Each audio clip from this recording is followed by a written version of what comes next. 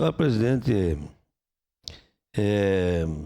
eu não preciso provar para ninguém, só ler o material de campanha. Questão de nomeação de rua, eu nomeei uma no meu mandato. E até lá na rua tem voto do Bortola. Pra ver como a democracia é bonita, né?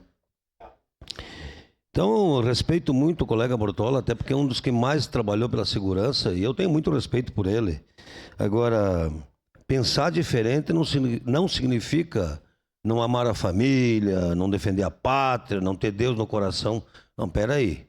E parece que criaram um rótulo nos últimos anos. Não é assim. Não. Nós precisamos melhorar com as diferenças. Sempre falei isso. Agora, tá preocupado com vídeos e não com a cidade?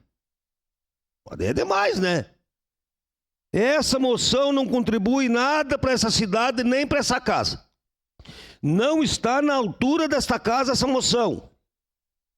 Tinha que fazer uma moção ao prefeito, à PGM, pela judicialização do caso Maia Bosco, pelo esforço, pelas viagens, que o prefeito Adiló teve coragem de ir a Brasília e resolver, ou pelo menos adiar a questão do Maia Bosco. Isso sim. Bons advogados, bem conduzido, como o prefeito Adiló fez. Eu reconheço. Nós precisamos reconhecer. Então, daqui uns dias vamos sentar lá com o Supremo, né, na questão Maia Bosco. Ah, vocês são daquela cidade lá da moção. Então, meu amigo Bressan,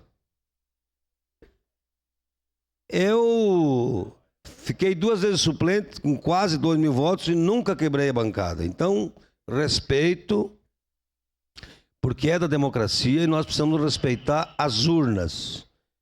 Tá? Então, voto contra. Voto contra porque nós precisamos se preocupar com as questões locais. E essa moção não está na altura dessa casa. Obrigado. Declaração de